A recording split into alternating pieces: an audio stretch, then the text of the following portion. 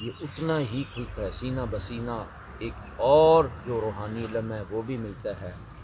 تو آج کا جو آخر میں ایک بات کرنا چاہتا ہوں کہ حالات اس قسم کے ہو گئے ہیں، دجالی فتنوں میں رہ کر ہر بندہ پریشان ہے۔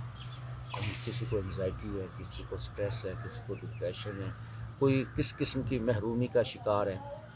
سورہ کہف پہ میں آؤں گا، اس میں بڑا علاج اللہ نے بتایا ہے، صبر اور شکر والا، حکمت والا، ایمان کی حفاظت والا۔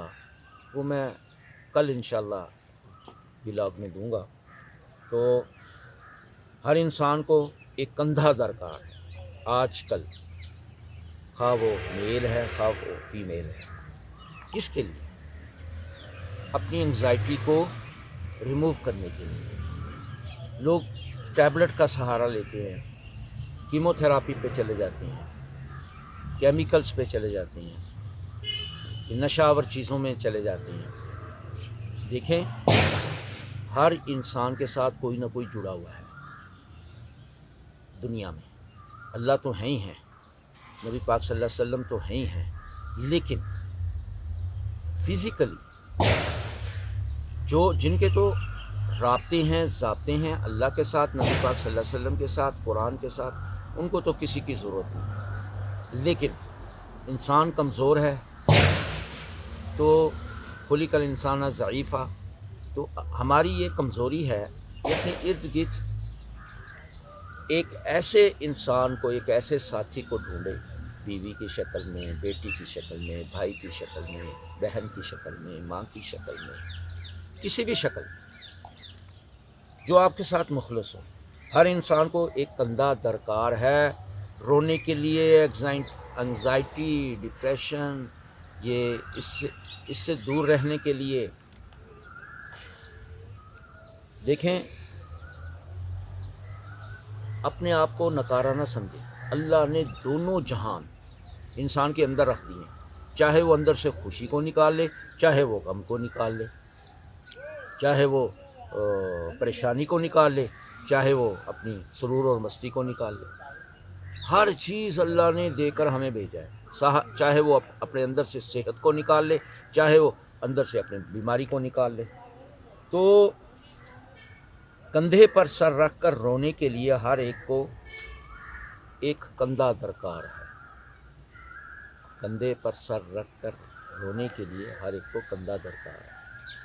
میں سجدوں والے رونے کی بات نہیں کر رہا، وہ جس کو نصیب ہے، کیا بات ہے، اس کو میں سلیوٹ کرتا ہوں، جو اللہ سے باتیں کرتے ہیں، اپنا غم اللہ سے شیئر کرتے ہیں، اور اس آیت کا مصداق بنتے ہیں، وَأُفَوِّضُ أَمْرِي إِلَى اللَّهِ إِنَّ اللَّهَ بَصِيرٌ بِالْعِبَادِ۔ تو اگر کوئی انسان آپ کے پاس آتا ہے اور وہ رو کر پریشانی کی حالت میں اندر کا غبار نکالتا ہے، تو آپ کو چاہیے اس کے ساتھ ہمدردی کریں، اس کے دکھ کو سنیں، اور جب وہ ہلکا پھلکا ہو کر واپس جا رہا ہوتا ہے تو دیکھیں پھر آپ کی جتنی خوشی اسے ملے گی، جتنا وہ ہلکا ہوگا، اتنے ہی آپ کو پلٹ کے اللہ دیتے ہیں۔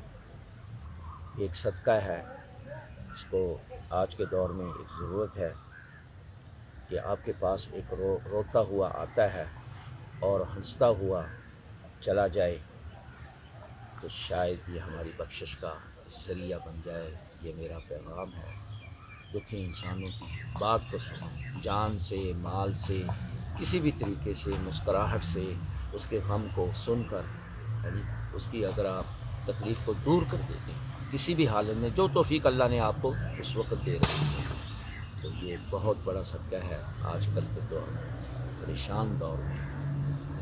اس کی تکلیف کو دور کریں، خدا کی مخلوق کی خدمت کر کے جنت کے راستے پر چلیں۔ اللہ ہمارا حامی و ناصر ہو۔ جزاک اللہ جی۔ السلام علیکم ورحمۃ اللہ۔